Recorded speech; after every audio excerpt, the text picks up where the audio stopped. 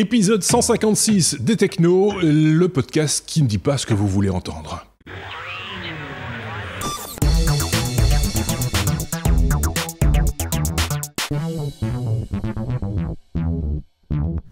Vous êtes encore là ? Tant mieux. On vous explique en deux mots, les technos, c'est notre opinion. La manière dont ces petits camarades qui sont là, que je vais vous présenter dans un instant, voient l'actualité technologique chaque semaine. Ça, ce sont les épisodes hebdomadaires, c'est ce que vous êtes en train d'écouter. Et puis, il y a également les hors-séries que nous vous proposons chaque semaine. Et là aussi, c'est leur expérience personnelle par rapport aux nouvelles technologies, à différents gadgets, à différentes informations.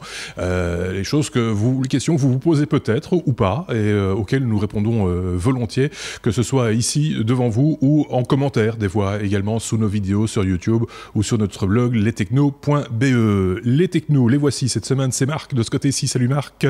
Salut. De ce côté-là, nous avons Xavier, le retour de Xavier.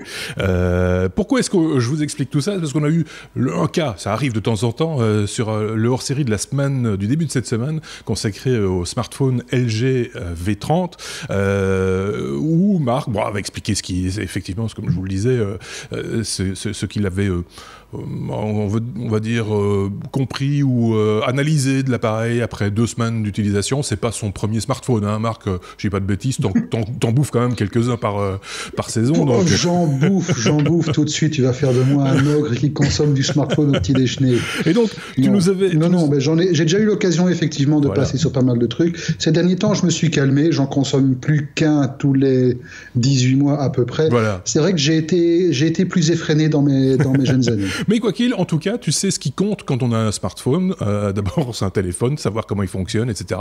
Donc, sur ce point-là, il n'y a aucun souci. Il se trouve que, des fois, ça heurte peut-être la sensibilité de certains auditeurs qui se disent moi, j'aime beaucoup cet appareil et je ne suis pas d'accord avec ce que vous dites. C'est tout à fait possible et on peut en discuter, on peut partager cette opinion. Mais de là à dire que nous sommes incompétents, là, il y a quand même une petite marge à ne pas dépasser. On s'est expliqué avec un de nos auditeurs à ce sujet en commentaire sur cette vidéo, donc sur le LG V30.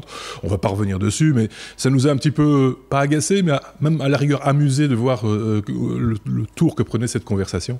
Et donc, voilà, on voulait juste faire un tout petit rappel. Nous ne sommes pas journalistes, nous sommes des utilisateurs comme vous, avec peut-être un tout petit peu plus d'expérience sur certains domaines, pas tous, et c'est pour ça qu'on est toujours très content d'avoir vos commentaires et votre retour d'expérience également sur les choses dont nous parlons. On essaye juste de partager avec vous notre passion et d'ouvrir le débat au plus large public possible, évidemment. C'est pour ça que nous existons en vidéo sur YouTube, mais également en podcast, disponible sur toutes les bonnes plateformes, genre iTunes et autres. Le doigt de Marc s'est déjà levé. Non, moi j'ai rien dit, du tout. Rien, je remettais ma veste en place, c'est tout. D'accord. Désolé.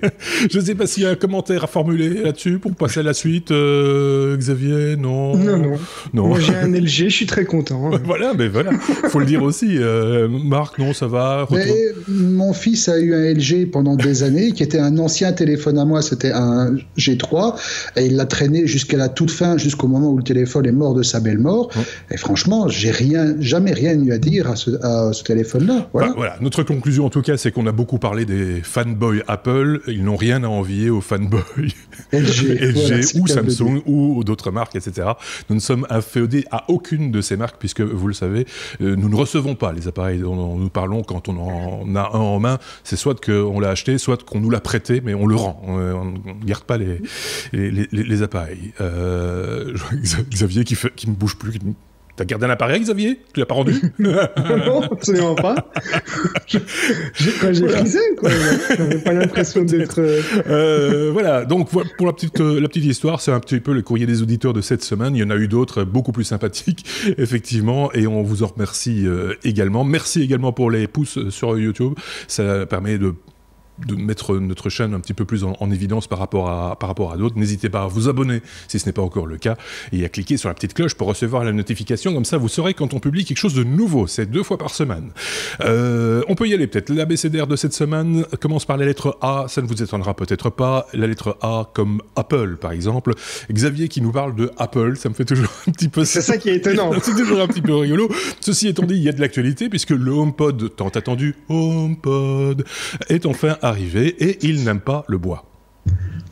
Voilà, effectivement. Donc c'est une brève. Moi, je vais pas m'aventurer dans des descriptions techniques. Non, par contre, le bois, tu connais. Parce que je ne connais pas beaucoup ces appareils.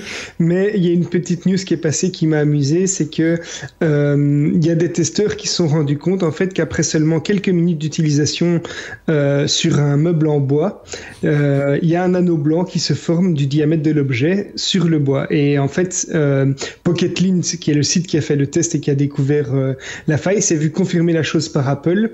Et Apple leur a répondu que effectivement c'est lié à l'huile qui réagit avec la membrane en silicone de l'HomePod et que en frottant ça disparaît après quelques heures ou quelques jours. Et alors, Apple a fait une recommandation qui est tout simplement de placer le HomePod sur une autre surface au cas où on n'y aurait pas pensé avant. Oui, voilà. C'est ça. Donc voilà, c'est une petite news, ça m'a amusé. Ceci dit, c'est vrai qu'il y a des matériaux qu'il ne faut pas mettre en contact. Je pense par exemple au cuivre avec le caoutchouc, par exemple, des choses comme ça. Ça réagit très très mal. Bon, il peut y avoir des réactions, mais à mon avis, ils vont rajouter 4 paragraphes à la notice pour expliquer qu'il ne faut pas le poser sur les meubles vernis ou les meubles huilés ou des choses comme ça pour éviter d'avoir ce genre de commentaires. Ou alors ils vont vendre un petit tapis. Ouais, ou alors ils vont faire un petit... Voilà, ou ils vont le vendre, oui, le high tapis pour high meuble en high bois. Voilà, c'était la petite news HomePod. Il paraît que le son est très bien. On l'a pas... Quand on ne teste pas, quand on n'a pas touché au truc, on se contente de dire le minimum. Et là, sur le HomePod, il paraît que le son est très bien. Pour le reste, à Bruno et à Seb. Voilà, parce que je pense que ces deux gaillards-là vont pas traîner à tester le bidule, sans doute. Ouais. On passe à la lettre B comme Brousouf. C'est toujours Brousouf. Ah, ça c'est Marc, ça c'est sûr. C'est une de ses expressions favorites. C'est pépette, quoi. C'est les sous-sous, hein, le Brousouf. Tesla qui perd plus de 2 milliards à cause du modèle 3. Ça c'est quand même moche. T'as toujours l'art de griller mes news, mais en 3 mots, c'est génial. Maintenant, j'ai plus rien à dire. Ah, si, voilà. Il y a une explication. Pourquoi est-ce qu'ils ont perdu autant d'argent ? Parce qu'ils envoient des Tesla dans l'espace ? Non, ça c'est non. pas grand-chose. Non, parce qu'en fait, avant de réussir à la mettre dans la Heavy Falcon, ouais. Ils en ont utilisé 300 ou 400 pour réussir à trouver le bon angle. Non, je sais pas. Non, en fait, ce qui se passe, c'est que Tesla perd de l'argent, ça c'est pas nouveau. Non. De manière significative, c'est pas nouveau non plus. Alors, effectivement, en 2017, la firme avait quand même perdu pas mal. On était aux alentours des 700 ou 800 millions de dollars. Là, en 2016, en 2017, voilà, on dépasse largement les 2 milliards. Pourquoi ? À cause de la Model 3, effectivement, parce que, tout simplement, la société n'a pas encore réussi à atteindre les quotas qu'elle s'était fixés au niveau des quantités à produire. Ils étaient partis sur 10 000 unités par mois. Ils sont royalement au quart de ça. Ils visent d'ici la fin du premier trimestre 2018 une cadence de 5000 Model 3 par mois, ouais. Mais ils en sont loin. Ils ont consenti d'énormes investissements. Aussi, ouais, ils ont un fonds de roulement, enfin ils ont un coussin, on va dire, de 3 milliards et quelques qui leur permet donc effectivement d'améliorer les choses. Mais malgré ça, voilà, il y a encore d'autres points qui pèsent dans la balance en défaveur de Tesla quant à sa capacité. La première, c'est le fait que dans pas très longtemps, il va falloir commencer à aussi construire et à livrer les camions que Tesla produit maintenant, et pour lesquels les précommandes ont été aussi importantes que celles de la Model 3. Il y a des flottes entières qui ont été commandées par des sociétés un peu partout dans le monde. Il va falloir construire cet appareil. Tesla prévoit également de lancer un petit SUV qui va concurrencer les véhicules de type BMW X3, Audi Q3, etc. Ouais. Donc le petit segment, mais en full électrique. Tout ça, il va de nouveau falloir construire. Ouais. Il prévoit également de développer une usine en Chine. On ne sait pas si elle va être prévue pour les batteries ou pour la construction des véhicules. Toujours est-il que tout cela ne donne pas forcément extrême confiance dans la capacité de Tesla à remonter la pente et à atteindre ce qu'il prévoit, c'est-à-dire quand même 500 000 unités produites en 2018. On en est loin. On est un peu critique par rapport à ça, parce que ça fait des grosses sommes, évidemment. Je pense, évidemment, quand on parle de 2 milliards de dollars, c'est énorme, mais en même temps, dans ces 2 milliards, tu l'as dit, il y a des investissements, il y a...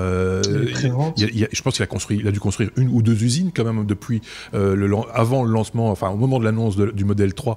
Donc, ça prend du temps, ça bouffe de l'argent. Donc, tout ça, j'imagine, il a un business plan derrière, il a quand même un minimum calculé son plan. Et puis, on a toujours constaté avec Elon Musk, c'est qu'il est sur un modèle industriel toujours en flux tendu, avec des levées de fonds qui n'en sont pas réellement. Je pense par exemple à la pré-réservation de la modèle 3 qui coûtait, je pense, 1 000 € ou quelque chose comme ça, et qui permettent de rentrer de l'argent, et avec cet argent-là, enfin, voilà, tout ça, un jeu de vase communicant qui est une alchimie à la Elon Musk, qui est peut-être pas la méthode que pratiquent tous les autres fabricants, constructeurs et autres, mais qui, sans avoir encore fait ses preuves, on est bien d'accord, ne sont pas pour autant, je pense, ultra alarmistes, quoi. C'est pas la fin de Tesla, quoi. Non, on est loin de la fin de Tesla, surtout que Tesla se diversifie dans d'autres secteurs, on le dit, avec les batteries, avec les camions, etc.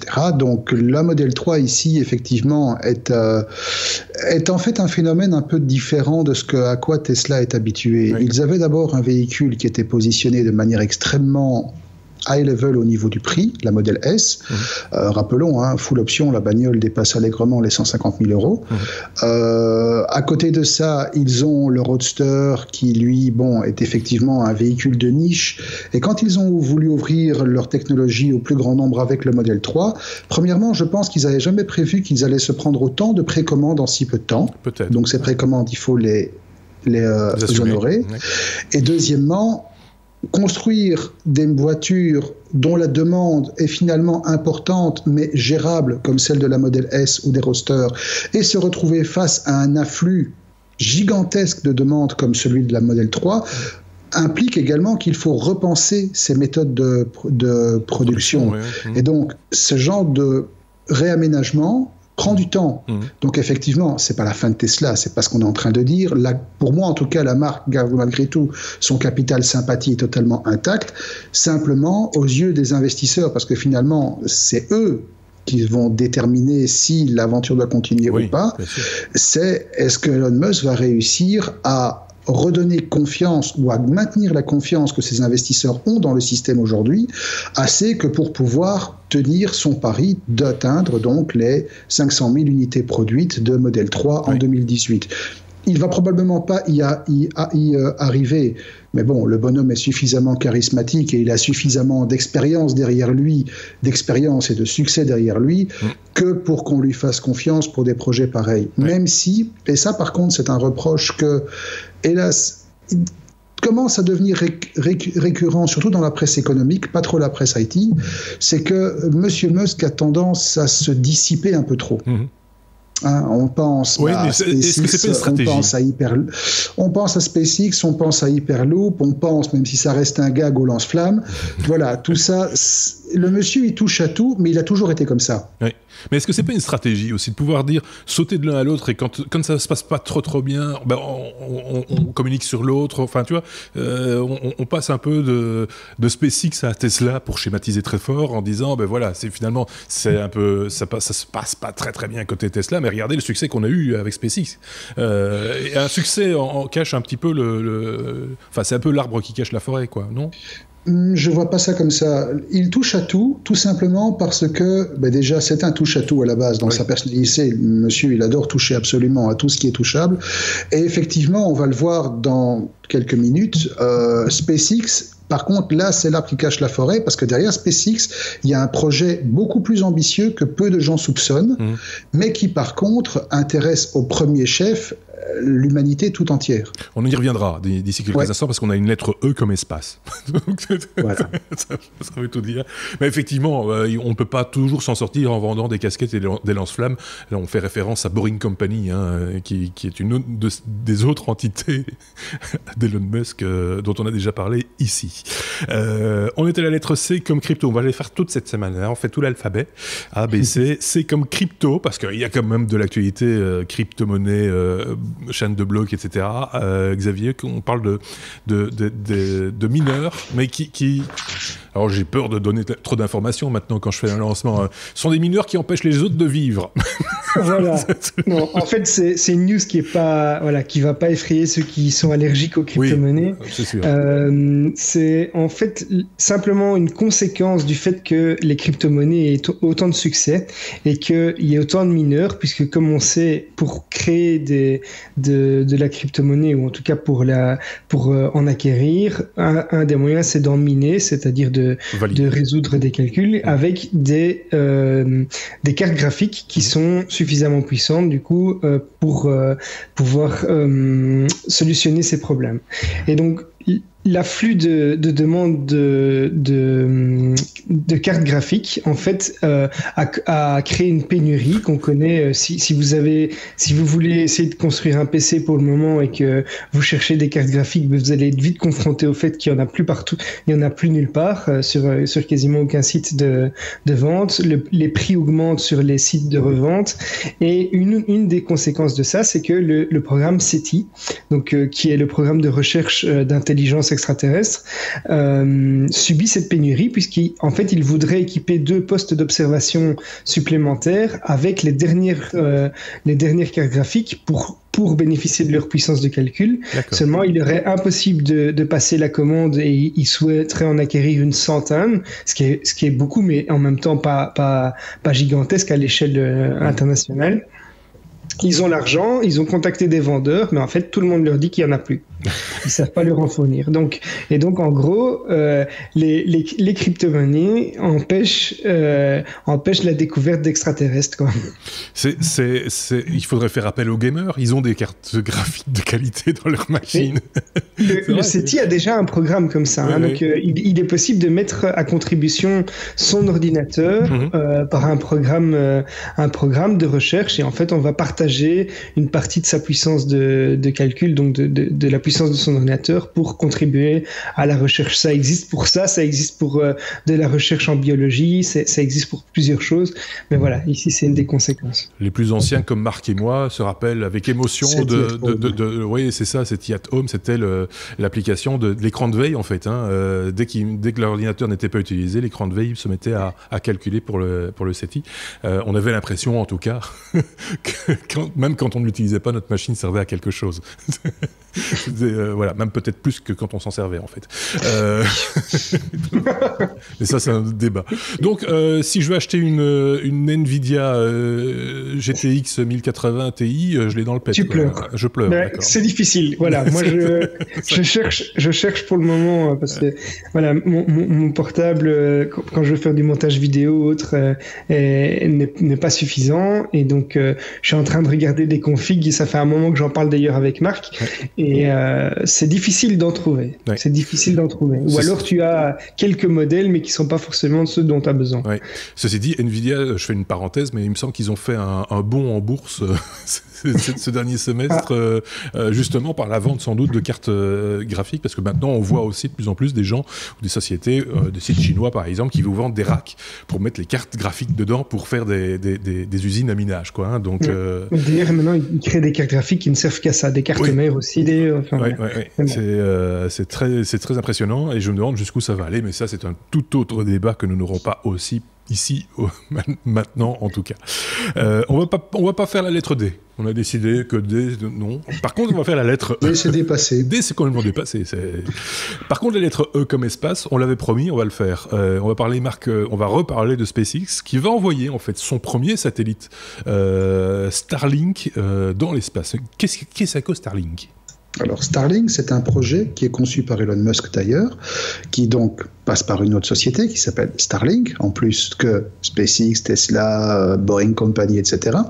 C'est un projet qui a été annoncé en 2015 et qui en fait vise à créer un réseau de satellites destiné à fournir un accès Internet haut débit à l'ensemble de la planète, rien que ça. Donc en fait, d'ici 2024, le projet vise en fait à déployer à peu près 4000 satellites 4000. Sur des orbites basses qui sont comprises entre 1000 et 1400 km à peu près, pour étendre une couverture Internet globale. Alors, ce qu'il faut savoir, c'est qu'aujourd'hui, on a à peu près 1500 satellites au-dessus de nos têtes qui sont en activité et à peu près 2500 qui restent en orbite mais qui ne servent plus à rien, qui sont cassés, soit qui ne sont plus utilisés. Mais toujours est-il que voilà, on a à peu près 4000 satellites qui tournent et qui sont déjà très encombrants dès qu'on veut sortir un petit peu. Le fait d'en rajouter 4000, ça ne va pas améliorer les choses. Donc ça, c'est clair. Alors, évidemment, pour assurer le déploiement de ces satellites, Musk compte utiliser les lanceurs réutilisables de SpaceX. Ça, c'est la moindre des choses. On ne va pas réinventer un truc qui fonctionne très bien. Falcon 9. Voilà, par exemple. Et donc, une première escadre d'à peu près 1500-1600 satellites vont être lancés à partir de 2019. Dans un premier temps, ça va couvrir les États-Unis, les îles Vierges, Porto Rico, donc la partie du continent américain, donc America First ici aussi. Et les autres vont être étendus progressivement jusqu'en 2024. Donc, alors, au niveau des performances, parce que finalement c'est là que ça nous intéresse tous. Donc les appareils ce sont des satellites de télécommunication standard, donc c'est des trucs relativement importants quand même. Ils vont évoluer sur différents plans orbitaux pour permettre justement d'identifier avec précision les capacités réseau de chacune des zones qui seront couvertes. Et alors la compagnie qui est derrière affirme que les débits seront d'office comparables avec ceux offerts par la fibre optique. D'accord. Avec une latence quasi nulle.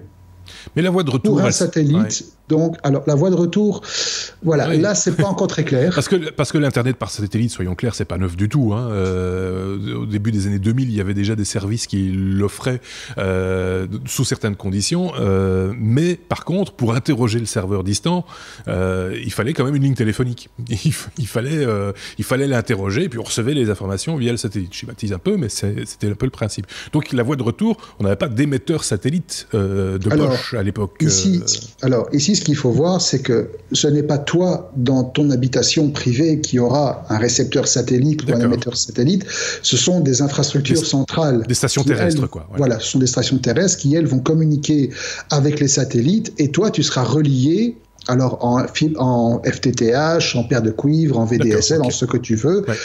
C'est toi qui vas effectivement interroger la station terrestre, qui va relayer le truc. Par contre, effectivement, ils annoncent des moyennes de vitesse qui seront de 100 à 200 fois plus rapides que la moyenne actuelle. Il faut savoir qu'aujourd'hui, une liaison satellite en moyenne, c'est du 5 mégasecondes. Là, on annonce quasi du gigabit, avec une latence qui oscille entre 30 et 35 millisecondes. C'est globalement 2 à 3 fois plus que les latences qu'on a aujourd'hui. Sur une connexion VDSL classique, une latence normale, c'est quoi? C'est 10-15 millisecondes. Donc voilà. Donc on sera tout à fait capable de faire de la voice over IP, qu'on sera tout à fait capable de faire du streaming vidéo, etc. Mais là où ça devient surtout intéressant, c'est que le projet est un facilitateur pour d'autres projets. On en avait déjà parlé dans d'autres numéros il y a un certain temps, voire dans une autre vie. Il y a des entreprises qui ont également pour ambition de déployer un Internet planétaire pour l'humanité entière. Et on retrouve au compte de ces entreprises Google, Facebook, plus étonnamment Airbus, ça je l'ignorais totalement, et Samsung. D'accord. Pourquoi pas? Samsung, ils font bien des supertankers et des buildings, donc pourquoi pas de la globale après tout. Donc voilà, c'est un projet qui a l'air assez sympathique, qui, une fois de plus, illustre bien la boulimie de projet de Elon Musk. Et celui-là, je dois dire, il me plaît bien. Il est bien sympathique. Alors, on s'en rejoint un petit peu l'actualité. L'autre actualité, celle liée au président américain, qui a encore lâché, à la suite sans doute du lancement de la Falcon Heavy, le fait que il privatiserait bien l'ISS, un de ces quatre, que le gouvernement sortirait progressivement du projet de la station spatiale internationale, pour laisser le privé, les sociétés privées la gérer, ce qui indigne entre guillemets une partie des observateurs, hein, qui disent non, l'espace ça doit rester un domaine public. Je tiens quand même à signaler que la plupart des satellites qui tournent au-dessus de nos têtes sont privés, hein, ils sont pas publics, hein, donc l'espace est déjà en grande partie privatisé, donc ce ne serait qu'un élément de plus. Mais je sais pas, quelle est l'opinion de l'un ou de l'autre sur cette question-là, si vous en avez une, Marc ou Xavier ou Marc ou Marc. Alors moi ça rejoint en fait le synopsis d'un roman que j'adore, qui est un roman de Stephen Baxter, qui raconte l'histoire d'un entrepreneur. En fait, on a presque l'impression que l'auteur a pris Elon Musk comme modèle. Un monsieur qui décide un jour que la course à l'espace, ça va être une affaire d'entreprise privée, et qui raconte donc l'évolution de la chose. Et jusqu'au jour où on se rend compte que pour que la technologie devienne rentable, pour que l'exploitation commerciale de l'espace devienne rentable, il faut arrêter quelque part de la laisser à des instances gouvernementales et il faut l'ouvrir au privé comme n'importe quelle entreprise. Peut-être avec l'aide du public aussi, sur certains projets, parce que... Peut-être avec l'aide du public, mais voilà, pas d'orientation politique ici, non, mais ça, après, c'est moins d'État, c'est mieux. Mais bon, voilà, c'était la question de la semaine aussi au niveau de l'espace, de savoir si c'était un plus ou un moins. Il y en a certains qui pensent que le privé va s'approprier les richesses de l'espace. Voilà, je sais pas. Xavier avait émis le souhait d'émettre lui-même. Non, mais enfin, moi, je suis convaincu que l'exploitation minière ou des ressources dans l'espace va faire avancer la découverte de l'espace, et que l'un ne va pas sans l'autre. Je pense que les gouvernements n'ont pas forcément les budgets toujours nécessaires, nécessaire, ou l'envie, tout simplement. L'envie, et puis il y a un petit côté électoraliste aussi, quelque part. Hein. L'argent qu'on dépense dans l'espace, on ne le dépense pas pour ses ouailles, et donc, du coup, c'est peut-être pas toujours... Enfin, ça dépend peut-être des périodes de la vie, mais là, pour l'instant, c'est peut-être pas là qu'il faudrait passer le plus de temps. C'est peut-être pas... l'électeur lambda américain n'est peut-être pas tout à fait d'accord pour voter pour un gars qui va dépenser de l'argent dans l'espace, par exemple. Non, mais la recherche scientifique au niveau de l'espace a contribué déjà au développement de plein de choses qu'on utilise au quotidien et qu'on ne sait même pas que ça. Ça, ouais, mais le velcro, les pampers, il y a vraiment plein de choses. Mais voilà, je pense que là ne va pas sans l'autre. L'exploitation purement financière et de sociétés privées est nécessaire, je pense, pour pouvoir atteindre certains objectifs. On verra bien comment ça va tourner. Marc, pour conclure. Et il y a un petit commentaire que j'ai vu passer à l'occasion sur Twitter, suite au lancement justement de SpaceX, un tweet de Elon Musk s'était ramassé certains commentaires assez rageux, on va dire, dont notamment une personne qui reprochait à Musk de manière assez virulente de dépenser des milliards de manière totalement inutile plutôt que de donner cet argent pour nourrir des gens.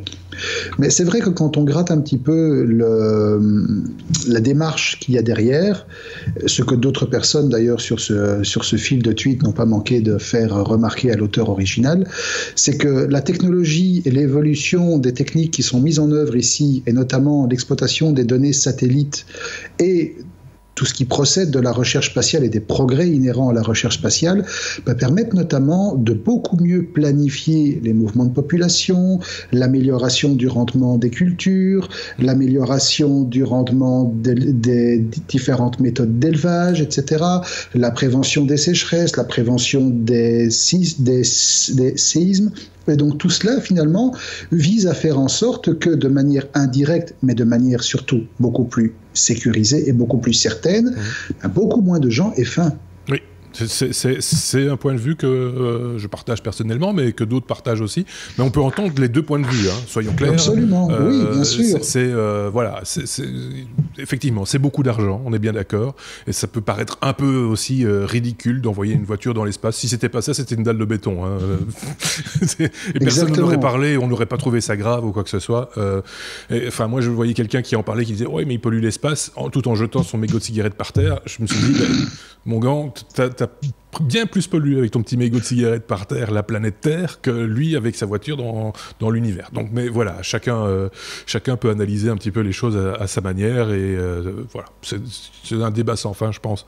Donc voilà, nous ça nous amuse plutôt, hein, il faut bien le dire. On était à la lettre E, on peut passer à la lettre F. F comme Facebook, Marc, pour parler de Facebook qui teste le bouton downvote. C'est quoi? C'est un espèce de j'aime pas, c'est ça? Alors, beaucoup de gens voudraient que ça soit le fameux « j'aime pas » qu'ils appellent de leurs cris et de leurs vœux depuis maintenant. Quasi. Alors qu'il y a le grrr. Oui, le grrr. Oui, mais le grrr, on va en parler juste après. Il le fait bien. Il le fait bien, oui. Donc, effectivement, beaucoup de gens aimeraient que ce soit le premier pas vers le vrai « j'aime pas », le vrai « dislike ». Ben non. En fait, ici, simplement, c'est une mesure supplémentaire que Facebook a prise dans la chasse aux fake news. Le bouton en question est testé pour l'instant auprès de 5% des utilisateurs américains, donc vous étonnez pas si vous ne le voyez pas débarquer dans votre fil à vous, et a pour vocation d'être utilisé dans un premier temps uniquement sur les commentaires. Donc vous voyez un commentaire, vous allez avoir, si vous faites partie des testeurs, un petit bouton à côté du like et du reply, vous avez un petit bouton downvote. Ce bouton downvote, tout à fait de manière similaire à ce qui se fait sur Reddit par exemple, permet d'augmenter ou de diminuer le classement relatif d'un commentaire par rapport aux autres. D'accord. Et les algorithmes de Facebook sont faits de telle manière qu'à partir du moment où, eu égard à cette implication du vote ou du downvote, à partir du moment où un commentaire a obtenu ou a été crédité d'un nombre de notes négatives trop important, il disparaît. Ou il descend dans le fil, ou il est carrément supprimé. Donc, c'est un outil de modération, finalement, qui va permettre aux personnes d'une communauté ici au sens très large, on peut considérer que l'ensemble des personnes qui réagissent sur une actualité en la commentant forment déjà une petite communauté. Oui. Ça va permettre à une communauté de s'auto-réguler au niveau des contenus qui vont être partagés, approuvés ou pas. Bon, évidemment, le problème, c'est que, comme toujours, c'est la majorité qui va gagner, mais en aucun cas, ce n'est... Ouais, mais je dis ça de manière schématique et de manière caricaturale, mais c'est toujours le reproche qu'on fait. C'est vrai, mais ils ont tort, moi j'ai raison. Ben non, si la majorité a tort, mon vieux, c'est que t'as tort. Et donc, beaucoup de gens aimeraient que ce soit le vrai dislike, mais de ce côté-là, Facebook a toujours été très clair. Il n'y aura probablement jamais de bouton dislike. Ceci dit, on pourrait avoir des attaques commando sur des pages, des groupes Facebook de gens qui vont aller pousser sur la petite flèche vers le bas sur tous les commentaires pour essayer de pousser dans les tréfonds du cyberespace les commentaires qu'ils ne supportent pas. On peut s'imaginer ça aussi, non? On peut détourner le camp du bien, la force majoritaire, peu importe comment on l'appelle, mais effectivement, il y a fort à craindre que si le truc devient généralisé, les commentaires qu'on va trouver sur certains sujets polémiques vont être bien fades. Enfin bon, on verra. Peut-être pas. Finalement, ça peut les faire ressortir par rapport à toute la menace. Parce qu'il y a plein de commentaires inutiles aussi. Hein. En même temps, en mode vieux con, j'ai envie de dire, il y a autre chose à faire que passer son temps sur Facebook. Oui, c'est vrai. Surtout pour cliquer de manière comme des ratés sur les commentaires. C'est vrai. Il y a mieux à faire, sûrement même, je serais tenté de dire. Xavier avait un truc à rajouter sur ce sujet ou pas? Non. Voilà. Je pense que tout a été dit. Chaque fois que je lui tends le micro, c'est non merci, sans façon, c'est bon. Bon, ok. On reste dans le domaine Facebook parce que c'est vrai qu'il y a eu changement d'algorithme, Marc, et donc la manière dont les choses se présentent à l'utilisateur lambda ont évolué également. Oui, alors c'est une petite brève ici, effectivement. Petite brève. Qui m'a fait marrer. C'est une micro-petite. C'est qu'effectivement, le changement d'algorithme qui vient d'intervenir et qui modifie en profondeur quand même la manière dont votre fil de discussion et votre mur, en fait, est organisé, a eu un dommage collatéral que peu de gens redoutaient. que beaucoup de gens espéraient, que peu se doutaient de voir arriver, mais qui finalement est arrivé, c'est le clickbait. Oui. Vous savez, ces gens qui vous bombardent avec des trucs qui ont été partagés 400 000 fois, qui sont titrés il ouvre son frigo, ce qu'il trouve dedans va vous faire fondre en larmes, oui, c'est ça, voilà. Et qui lit vers des sites où vous avez des analyses. Tu le fais super bien, tu le fais. Oui, je sais, c'est un truc qui me meurt de moi, c'est pas grave. Ou qui lit vers des sites style, je sais pas moi, FireRank, Minute Buzz, des motivateurs, des trucs comme ça. Oui, mais je cite ceux-là parce que ce sont ceux que j'ai en tête. Ils engagent ces geekos. Ils engagent ces geekos. 400 manières de voir les choses, et à chaque fois vous avez une page et un bouton cliquer suivant et vous prenez 400 000 pubs. Voilà. Bon, ouais. Ce genre de site-là, ce genre de boîte qui en fait faisait du clic uniquement avec rien, du vent, oui. Eux, vraiment, ils pleurent maintenant, et certains ont dû reshifter complètement leur business model, parce que du jour au lendemain, il y a des boîtes qui employaient 50, 60 personnes pour faire du clickbait, et qui se sont trouvées au chômage technique total. Oui, oui. Donc finalement, de temps en temps, quand Facebook change ses algorithmes, c'est bien. Oui, c'est bien, et des fois, bon, c'est un petit peu rude dans certains cas de figure, parce qu'il faut reconnaître, maintenant, les publications des pages sont beaucoup moins vues par les abonnés à ces mêmes pages. On parle d'un ratio de 1 pour 10, quand même, hein, donc c'est quand même assez radical. Et donc, les gens qui comptaient sur leur page pour communiquer, pour faire la promotion de leurs produits, etc., se retrouvent un petit peu coincés, parce qu'ils ont à côté d'eux un community manager qui leur coûte un plein temps et qui fait quelque part, il y a 10 fois moins de résultats avec son travail. C'est plutôt embêtant, non, Marc ? Oui, c'est embêtant, mais ça me fait penser qu'il y a de nouveau toujours la même chose, c'est dans les vieilles casseroles qu'on fait la meilleure soupe. Les jeunes aujourd'hui qui ne jurent que par Facebook, Twitter, etc., oublient une chose fondamentale, le web n'est pas né avec eux, ouais. Et avant, il y avait une technologie qui existe toujours d'ailleurs, mais qui est un peu tombée en désuétude hélas, et qui permet de garder trace de toute une série de choses, c'est le RSS. Ah oui, effectivement. Et je pensais que tu allais dire la télévision. Moi, je m'attendais à un truc, mais quant au journal... Le journal, mec, le je papier. Je suis pas vieux à ce point-là, quand même. Je suis pas vieux à ce L'encre. C'était gros comme une maison, je m'attendais à ça aussi. Je vous déteste. Non, mais c'est vrai. Enfin, voilà, il y a moyen de s'informer autrement que via les réseaux sociaux, et heureusement, je serais tenté de dire, parce qu'on serait vraiment mal embarqué si c'était le cas. Il serait temps, en tout cas, que beaucoup s'en rendent compte, et plus vite que ça, s'il vous plaît. Sale jeune. Non, on rigole. J, on est à la lettre J. Comme jeune. J comme jeune. J comme jeune, J comme jeu vidéo. Oh là là, c'est invention du diable. Non, absolument pas. Non, les vieux, ils jouent aussi pour jouer à des jeux vidéo. C'est vrai. Snake. Mais non, il a un super Schneider. Il est mort. Il est bien un vieux jeu. Enfin bref. Allez, J comme jeu vidéo, Xavier, on va parler de hackers qui trouvent une faille de sécurité dans la Nintendo Switch. Voilà, ça va intéresser tous ceux qui ont une Nintendo Switch et qui en ont marre d'acheter des jeux. Il y a une équipe de hackers de l'équipe de Failoverflow qui a réussi à exploiter une faille de la ROM de démarrage de la puce Nvidia Tegra X1.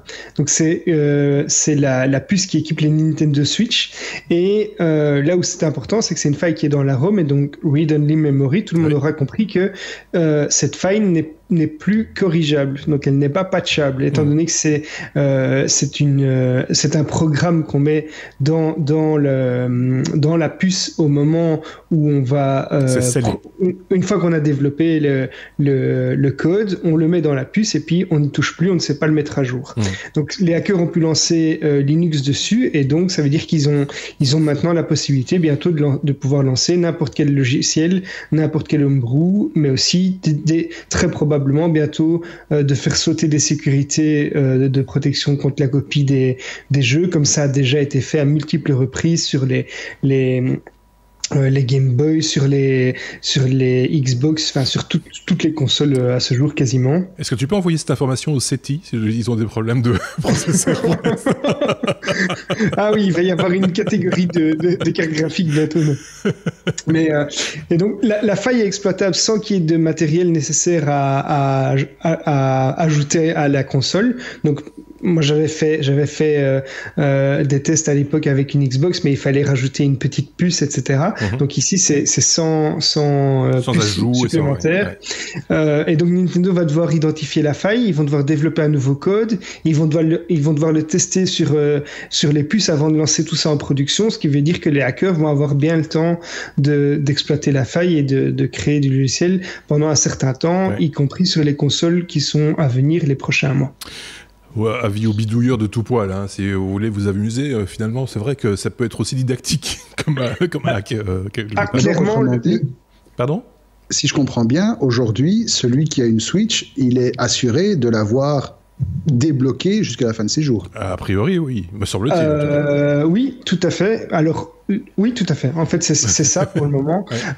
Simplement, ils vont peut-être pouvoir faire des logiciels après qui auront des protections supplémentaires, je ne sais pas. Mais en tout cas, ils vont pouvoir exploiter cette faille sur toutes les consoles sorties à ce jour et qui vont sortir encore pendant un certain temps. Mais alors, on parlait de copies, etc. Il n'y a pas que les copies. Moi, j'avais fait ça à l'époque sur une de mes toutes premières Xbox et ça m'avait permis notamment d'installer XBMC qui est devenu Kodi par la suite. Donc j'avais un vrai media player. C'était aussi confortable parce qu'on ne devait plus insérer un DVD, on pouvait partir d'un disque USB, etc. Donc il y a d'autres raisons que simplement le piratage de faire ce genre de choses. Évidemment, c'est pas toléré ou c'est pas apprécié en tout cas par les fabricants. Ok, bon, si vous en avez une et que vous faites le test, n'hésitez pas à nous le faire savoir en commentaire, ça nous intéresse, ce genre de bidouille en tout cas.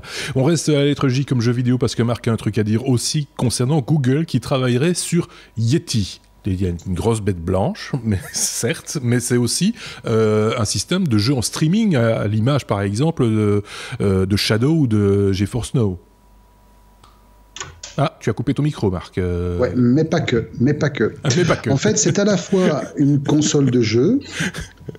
Quoi ? Qu'est-ce que j'ai encore fait ? Non, t'avais coupé ton micro, mais pas que. Oui, j'avais coupé mon micro, c'est pour que vous entendiez pas le... Ah, c'est ça, en fait. Voilà. Je préserve vos petites oreilles et vous pouvez encore m'engueuler après. Non, mais merci, c'est gentil. Voilà. Et donc... c'est pas qu'une console de jeu, c'est une console de jeu effectivement. Alors, une console de jeu qui fonctionnerait effectivement en streaming, mais aussi avec des supports physiques, peut-être, on n'en sait encore rien. C'est encore assez flou. Alors, ça se rapprocherait à la fois de ce que Nvidia fait avec GeForce Now ou de ce que Shadow fait avec sa machine dans le cloud. Et en même temps, ça se rapprocherait de ce que fait Sony avec le PlayStation Now. Donc en fait, un système d'abonnement à la base qui permettrait de jouer à des jeux en streaming, soit de manière locale, c'est-à-dire simplement les jeux sont téléchargés de manière temporaire le temps que vous jouiez sur la console, ou carrément tout s'exécute en remote et finalement vous ne contrôlez que ce que vous voyez avec une image qui est rendue à distance et renvoyée vers votre machine. Autre chose, écosystème Google oblige, l'ensemble pourrait également fonctionner avec une Chromecast. On ne sait pas encore si c'est la version actuelle ou une version qui serait revisitée, mais finalement, encore une fois, il n'y aurait besoin que de balancer une image, et donc finalement, vous pourriez débarquer n'importe où avec une Chromecast d'un côté et votre console dans l'autre, et voilà, vous êtes tout à fait opérationnel. Donc le tout s'appelle Yeti. Objectif préliminaire, c'était censé sortir en Noël 2017, donc ils sont un peu en retard. On ne sait pas trop où ils en sont parce que finalement le projet, c'est assez difficile de trouver des infos dessus, mais faut pas oublier que c'est pas la première fois que Google se lance dans le domaine. En 2016, si ma mémoire est bonne, ils avaient sur le Play Store lancé un premier essai de cloud gaming qui s'était révélé assez désastreux, et donc ils avaient vite arrêté les frais. Par contre ici, apparemment, ils ont engagé un monsieur qui s'appelle Phil Harrison, personnellement je ne connais pas du tout, qui est réputé pour être un grand nom du domaine du jeu vidéo. On se fera une culture sur le monsieur, mais personnellement, j'en ai entendu parler. Et qui expliquerait pourquoi cet engagement va vraiment dans le sens d'une implication beaucoup plus forte de Google dans le domaine du jeu. Okay. Affaire à suivre. Oui, bah oui, c'est vrai. C'est vrai que Google n'est pas super impliqué dans le jeu vidéo, ou je dis une bêtise, c'est pas un acteur de première ligne, en tout cas, non. Hein. Bon. Pas encore pour l'instant. Pas encore. Pas historiquement, en tout cas. C'est peut-être une piste, finalement, pourquoi pas. On était à la lettre J, on va faire un petit bond quand même, hein, jusqu'à la lettre M comme messagerie. Alors là, je venais relire le lancement, je me suis dit, c'est une information qui date de 2014 ou de 2013, parce que ça sonne vieux. Marc, je suis désolé de le dire. Google prépare une version de Message pour le desktop. Voilà, ce podcast restera officiellement le podcast des papis. Mais oui, mais tu trouves pas que ça sonne vieux comme... Si, ça sonne vieux, surtout qu'on le fait déjà par d'autres moyens. Mais en plus. On le fait déjà depuis très longtemps, quand on a la chance ou la malchance d'avoir un Mac. Oui. On peut effectivement déjà avec iMessage envoyer des... L'autre il s'étouffe. L'autre s'étouffe. On va se faire des copains aujourd'hui. Non, mais ça marche super bien. Moi, je m'en sers. Ah, mais ça, moi, non, mais je dis pas le contraire. Ça marche très bien. Mais j'ai pas de Mac au jour le jour, mais je sais que ça fonctionne très bien. Donc, on peut utiliser iMessage sur macOS pour reprendre les conversations qu'on a sur son iPhone ou sur son iPad. Ça fonctionne très bien. Pour Google, effectivement, sur Android, c'est pas top. La partie iMessage est limitée à l'écosystème Apple, forcément. Il n'y a jamais eu moyen de faire fonctionner les SMS ou les messages internes sur iPhone avec un PC, sauf vraiment à y aller avec des trucs aux chausse-pieds et bidouiller un Arduino entre les deux. Enfin bon, j'exagère, mais c'est un truc du style. Il y avait des solutions avant si votre iPhone était jailbreaké, comme c'est de moins en moins courant et que c'est de moins en moins nécessaire apparemment. Voilà. Donc en fait, Google, qui a par contre l'application Message qui prévoit d'être portée également sur iPhone à terme, sur écosystème Apple à terme, a prévu de développer une version web qui, en fait, va fonctionner de manière très simple. Vous allez appeler une page web, ça va afficher un QR code, vous scannez le QR code avec l'application Message sur votre téléphone, et pouf, les deux sont liés, et vous pouvez récupérer l'entièreté de votre fil de discussion et de vos messages sur votre PC. Vous pouvez rédiger vos messages à partir de votre PC, c'est beaucoup plus pratique, etc. Oui, c'est beaucoup plus pratique. Quoi. C'est WhatsApp, ou, de manière plus indépendante, c'est Pushbullet, qui existe déjà depuis des années, que moi j'utilise au quotidien. Je ne tape quasi plus jamais mes SMS quand je suis devant mon PC avec mes gros doigts boudinés sur mon écran. C'est super pratique. Hein. Et ça permet également de s'envoyer des trucs d'un smartphone à un PC sans devoir passer par un service tiers comme le partage, un email, le Pocket, etc. Donc c'est vraiment pratique, ça marche très très bien. Simplement ici, ça serait quelque chose qui serait implémenté de manière native dans Android. Oui, par exemple. Oui. Qui risquerait peut-être de faire mal à des boîtes comme Pushbullet sur le long terme, quoique franchement je doute, parce que comme tu le disais, ça a l'air vieux, ça sonne vieux, parce que c'est pas la première fois qu'ils ont essayé non plus. C'est ça. Ceci dit, ils pourraient l'intégrer à Chrome, côté desktop, comme un espèce de module ou plugin Chrome. Mais ma mémoire me dit qu'il y a peut-être des extensions Chrome qui le font déjà. Ah, ben voilà.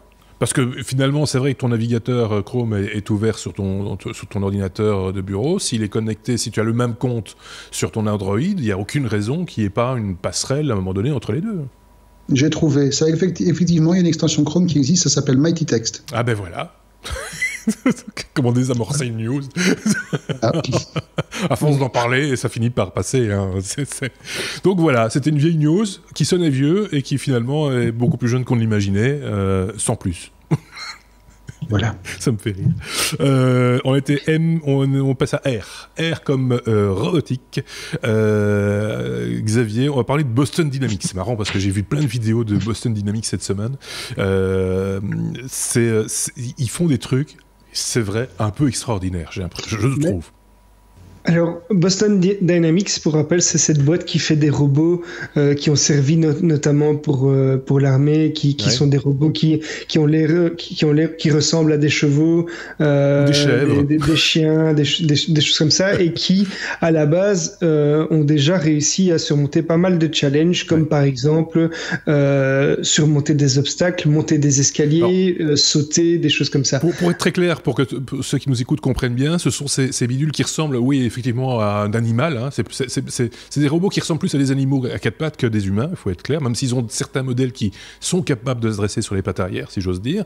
On faisait remarquer d'ailleurs cette semaine que quand on les voit évoluer, on a l'impression que ce sont deux personnes, tu vois, comme les chevaux de carnaval où tu as deux personnes qui sont dans le cheval, et donc tu as des jambes indépendantes devant et derrière. Mais tout ça est orchestré par l'informatique et par le numérique d'une manière magistrale, et ça fait évoluer un personnage, enfin là en l'occurrence une espèce de chien, d'une manière assez souple, dynamique, c'est le mot. Voilà, ils ont vraiment poussé très loin les mouvements et l'équilibre, etc. de ces robots. Et un des challenges qu'ils ont, c'est toujours de pouvoir évoluer dans des milieux humains. Et donc le dernier challenge qu'ils ont pu relever, il faut vraiment aller voir cette vidéo. C'est assez, ça paraît simple, mais c'est en soi un exploit. Ils ont équipé ces robots, donc avec quatre pattes, d'une espèce de tête qui n'en est pas une, mais qui est plutôt un instrument qui va pouvoir se refermer sur d'autres choses donc c'est un peu comme une espèce de main mais à la place de la tête, et ces robots vont maintenant ouvrir la porte. Alors dans la vidéo qu'on voit, on voit le robot qui s'approche de la porte, qui tourne la poignée, qui se recule pour laisser passer un autre robot. Alors ça, c'est sans doute une mise en scène. Je pense pas que ce soit déjà une certaine forme d'intelligence, mais plutôt une programmation qui a été faite pour la vidéo. Ceci dit, on pourra y arriver très vite.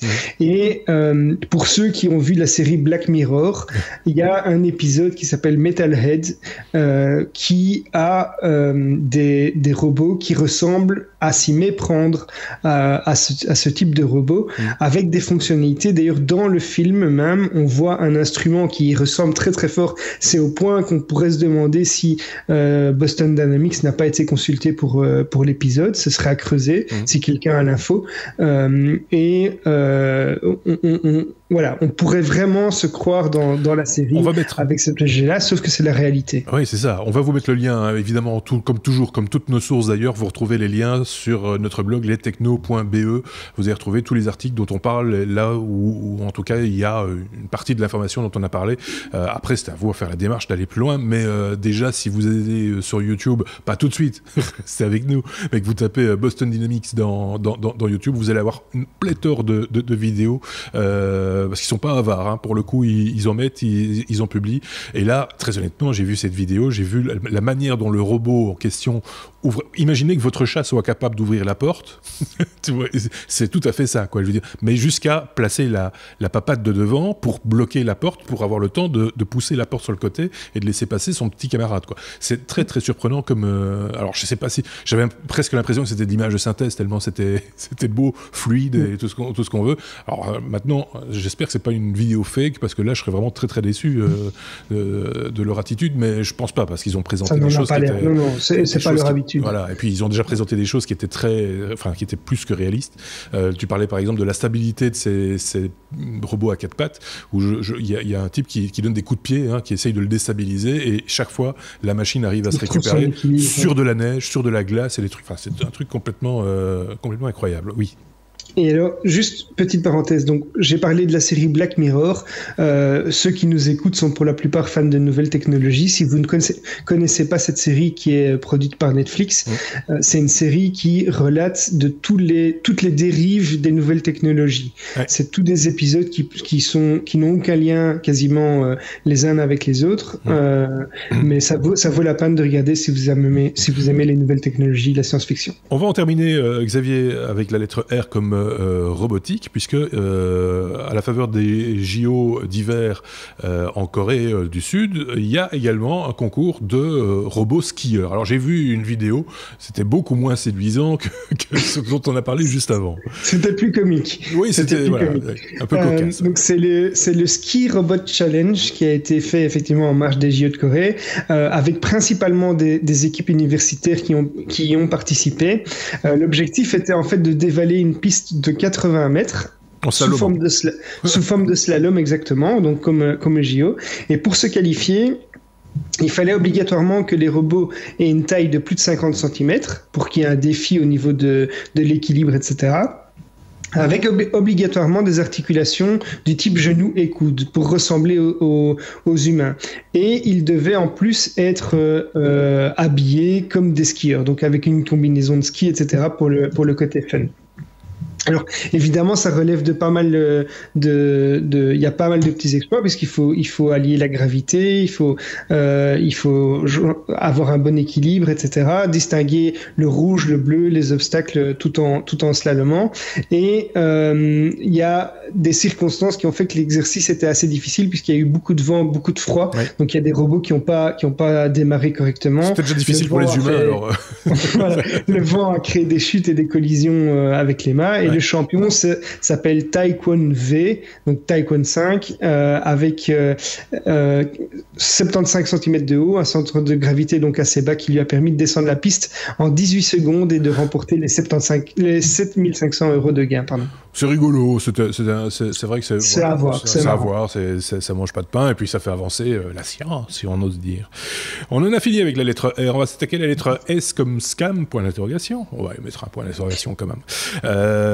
Rappelez-vous, il y a déjà pas mal de temps de cela, on vous avait parlé d'un produit d'origine belge, Kickstarter, prometteur, qui s'appelait Slide and Joy, qui permettait l'affichage de plusieurs écrans sur un portable. C'est-à-dire c'est une option entre guillemets que vous rajoutez sur votre ordinateur portable et qui permettait de rajouter 2 écrans, soit tournés vers vous, soit tournés vers des convives pour faire des présentations, des choses du genre. C'était une idée, ça reste une idée tout à fait intéressante, pourquoi pas, surtout si vous êtes en déplacement et que vous avez besoin de beaucoup d'écrans. On en connaît dans l'équipe qui sont particulièrement intéressés par ce genre de produits.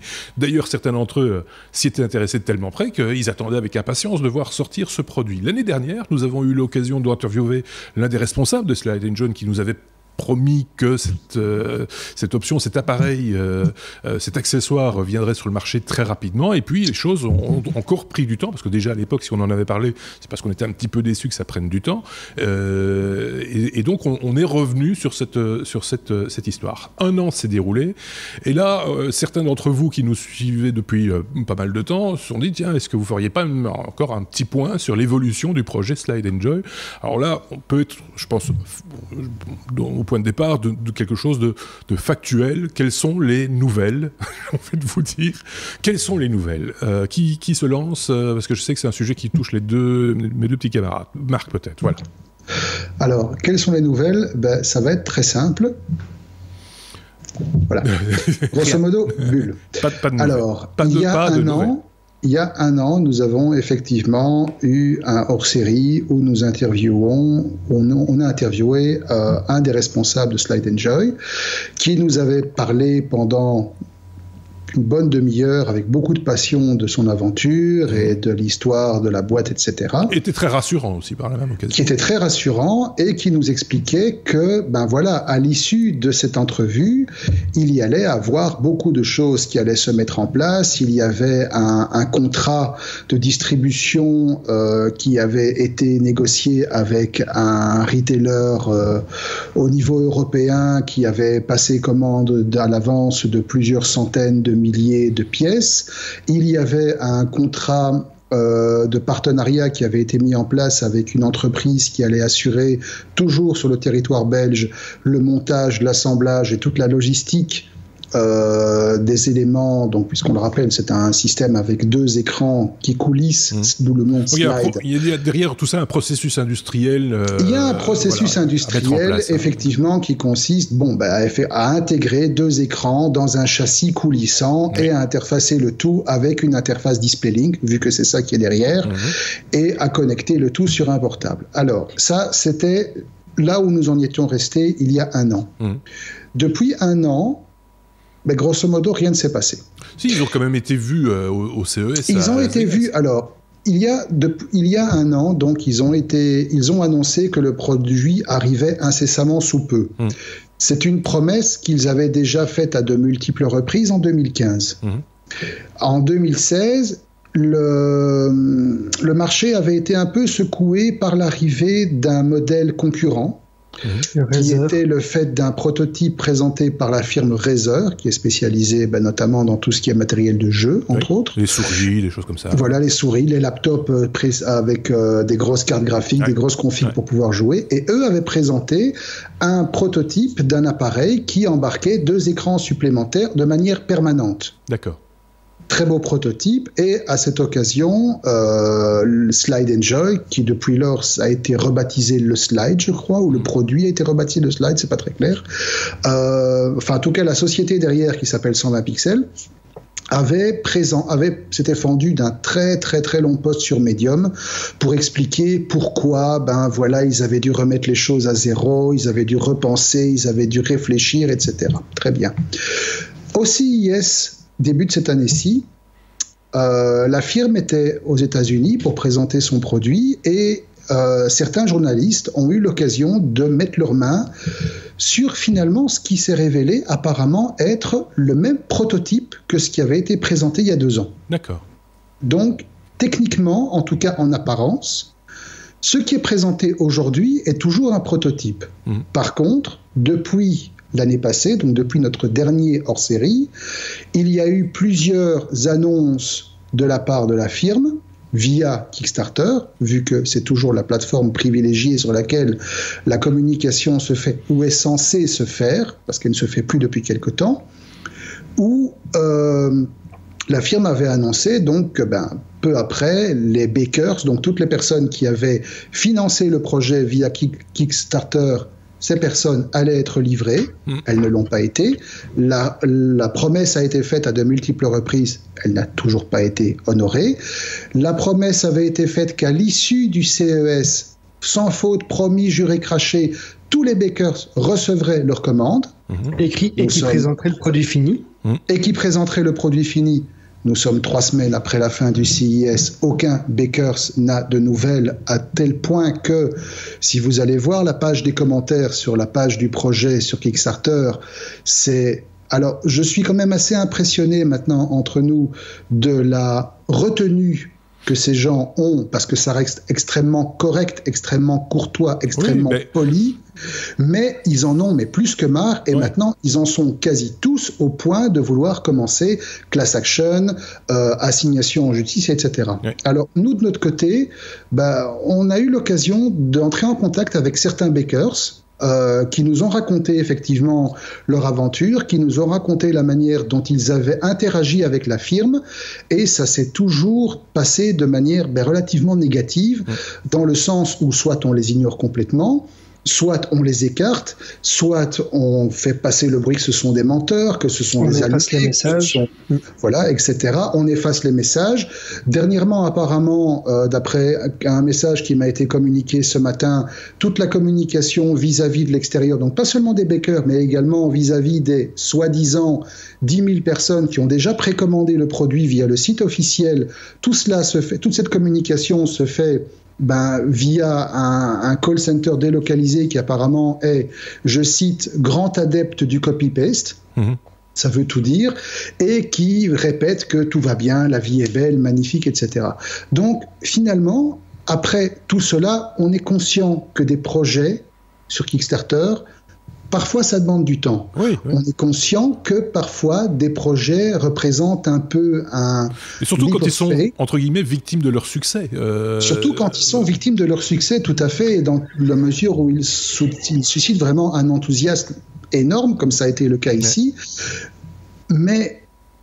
comme je l'ai dit, nous avons pris la liberté, en tout cas moi j'ai pris la liberté puisque nous sommes en Belgique et la société derrière le Slide est une société belge, société donc qui a une activité commerciale et qui en conséquence publie des comptes et des bilans à la centrale des bilans belge, comptes qui sont disponibles publiquement. Et donc, j'ai pris la liberté d'aller gratter un petit peu leur compte et de voir un petit peu ce qui est. Ben, c'est pas brillant financièrement. Je suis pas comptable professionnel, mais ce que j'en ai vu, la boîte est au bord de la faillite. Ajoutez à ça le fait qu'il y a des rumeurs de plus en plus insistantes. On n'a pas de preuves tangibles, mais des rumeurs, on en a à l'appel, et des rumeurs précises, comme quoi le fameux contrat avec la boîte de distribution qui, au niveau européen, ben, il est mort et enterré parce que la boîte ne veut plus en entendre parler, vu qu'il n'y a rien qui est jamais arrivé. Ils se sont brouillés avec les ateliers qui devaient assurer la logistique, la fabrication et tout.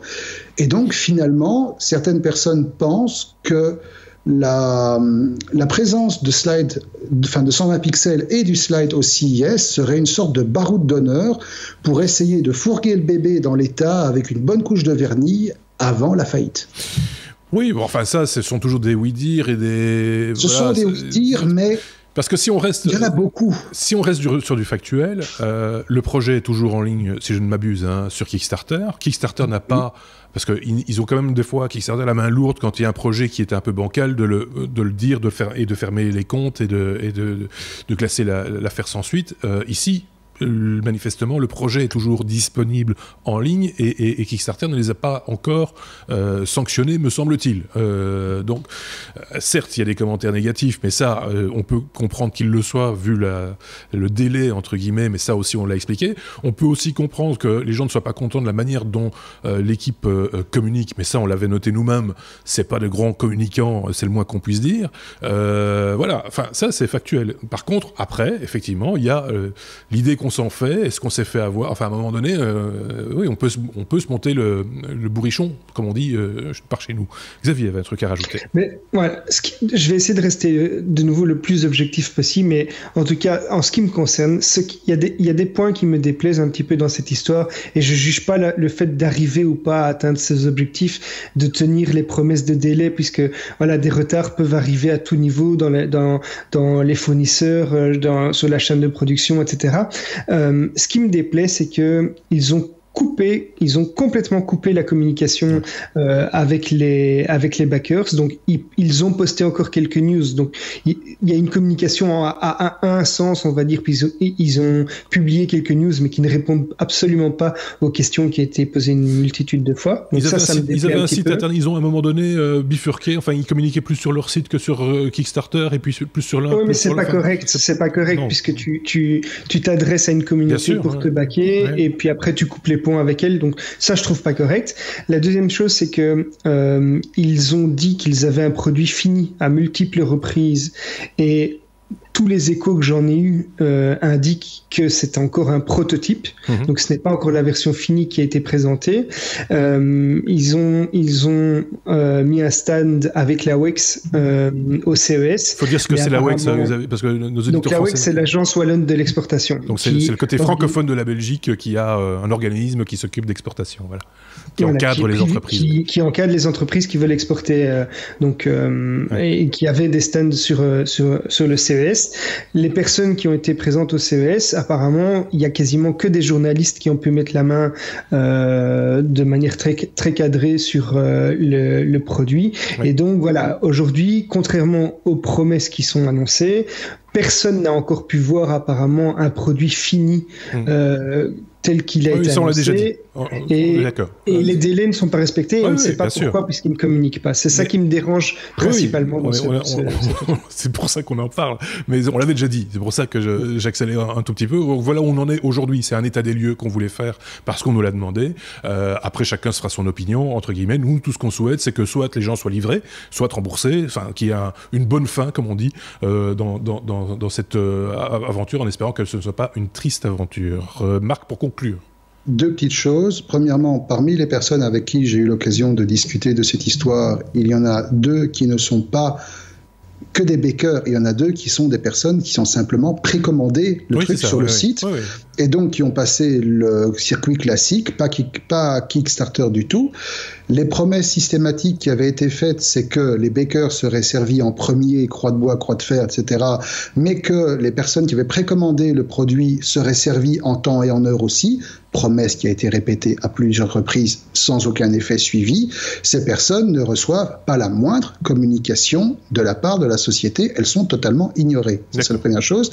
Et la toute dernière chose, l'une des raisons derrière lesquelles l'apparemment 120 pixels s'est retranché pour justifier toute une série de retards, c'est un problème de brevet. Et l'un des bakers que je connais via a réussi à gratter, trouver différentes sources et a sorti un brevet d'un appareil qui ressemble très fort à ce que le slide est censé être, à savoir un dispositif qui se clipse sur un laptop et qui déplie 2 écrans. Le brevet est tombé et n'est plus actif depuis, alors je vais vous dire ça tout de suite, parce que j'ai le truc devant moi, il est mort depuis 2003. D'accord. Bon. Voilà. Donc, à moins que le brevet en question, et là, on parle quand même de recherches qui ont été faites sur toutes les bases de brevets disponibles en ligne, il y a quand même quelques-unes, donc à moins que ce brevet soit hyper protégé, ce que le slide a toujours évoqué, ils ont toujours refusé systématiquement de montrer le moindre document relatif à ce brevet, en disant que c'était leur seule force industrielle, et que c'était, voilà, peut l'entendre. Donc, on est en droit de se demander si c'est pas un mensonge en plus. Ok, bon. Voilà. On va, parce que on va avoir un problème de mémoire pour terminer cet épisode si on n'accélère pas un petit peu le mouvement. Il nous reste 3 minutes pour terminer. Moi, je voudrais juste lancer une petite perche, mais s'ils ont envie de nous répondre, et moi, ce que j'aimerais... Oui, mais par écrit, parce que je fais plus d'interview du monsieur, c'est fini. Voilà, non, mais ce que je voudrais, comme concret, c'est avoir une preuve d'un produit fini qui est établi. Ça, ce serait une chouette avancée. Voilà, donc le podcast Les Technos ne servira pas de tribune une seconde fois. Non, soyons très clairs. On passe à la suite. S comme sécurité, on va plier ça en 2 minutes, les enfants. Xavier, on parle de Microsoft qui aide les sociétés à faire le point sur Meltdown et Spectre, le fameux bug, j'allais dire de l'an 2018. Voilà, on en avait déjà parlé dans un épisode précédent. Voilà, donc je ne vais pas revenir sur les failles qui ont été trouvées. Ici, c'est une annonce de Microsoft qui a rajouté des nouvelles fonctionnalités à Windows Analytics pour avoir un inventaire précis des différentes failles, des correctifs qui sont trouvés sur les PC Windows. Donc, c'est un outil qui est plutôt destiné aux administrateurs réseau, aux responsables informatiques des sociétés, puisque ça va leur permettre de faire un point vraiment sur l'ensemble de leur parc, sur les failles qui sont en cours, les choses qui sont à faire, les correctifs qui auraient été déployés, notamment au niveau d'Intel qui a déployé des patchs mais qui doivent être retirés parce qu'ils apportent d'autres soucis, comme des reboots intempestifs notamment. Donc c'est vraiment une petite application qui sert à faire le point. Donc, comme je l'ai dit, c'est destiné plutôt aux entreprises. Et donc, pour ceux qui voudraient faire le point parmi nos auditeurs, il existe un logiciel qui s'appelle InSpectre, qui est un logiciel qui est un petit exécutable qui va se lancer très vite et qui va tout de suite analyser votre ordinateur et vous dire si vous êtes protégé contre Meltdown, Spectre, s'il y a un impact sur les performances pour votre ordinateur. Je l'ai fait tourner, ça prend 2 secondes et vous avez un point complet sur l'état de votre machine. Mais tu vas quand même en changer de machine. Non, j'ai pas dit que j'allais changer. J'ai dit que je devais compléter par un autre appareil. Ok, on en est déjà à la lettre W. On s'accélère un petit peu, mais c'est vrai que voilà, on a pris un peu de temps cette semaine. W comme oui mais non. Marc, on va parler des vidéos deepfake. On avait parlé de ça, de ces fausses vidéos porno qui circulent. Voilà, bon, on va pas rappeler rapidement le deepfake, intelligence artificielle, le côté obscur, vous prenez le visage de quelqu'un, vous le plaquez sur le corps de quelqu'un d'autre, ça a permis à toute une série d'ados boutonneux et moins bitonneux de réaliser des fantasmes plus ou moins inavoués, mais apparemment pour des problèmes et pour des raisons très prosaïques, les canaux de distribution les plus courants pour ce genre de production que sont Pornhub et Reddit ont décidé que finalement c'était niet, pas question, on refuse totalement la chose, et pas pour des problèmes de moralité, mais pour des problèmes de gros sous. Parce qu'à partir du moment où vous avez le visage de quelqu'un sur le corps de quelqu'un d'autre, la personne dont c'est le visage peut lâcher sur vous une armée d'avocats et vous demander des pépettes au-delà de toute proportion raisonnable. D'accord. Ah oui, donc voilà, vrai, la créativité de l'intelligence artificielle est de nouveau bridée pour une histoire de brousouille, quoi. C'est lamentable. On pourrait se sentir flatté aussi, dans certains cas. et payer pour avoir sa tête sur le corps de quelqu'un d'autre. Tu vois, ça pourrait être aussi dans ce sens-là. Ils n'y ont pas pensé, ça, évidemment. Justement, j'ai vu une vidéo qui circulait avec ton visage sur Internet. Et c'était sur un robot. Voilà. De chez Boston Dynamics. Bon, voilà, on conclut ici ce 156e épisode. Merci à Marc d'avoir participé activement. On le retrouve très bientôt, comme Xavier d'ailleurs. Merci de nous avoir suivis. N'hésitez pas à commenter, les pouces vers le haut, etc., que ce soit sur YouTube, sur iTunes et toutes les autres plateformes possibles et imaginables, ou sur notre site lestechno.be. Passez une très très bonne semaine et à très bientôt. Au revoir.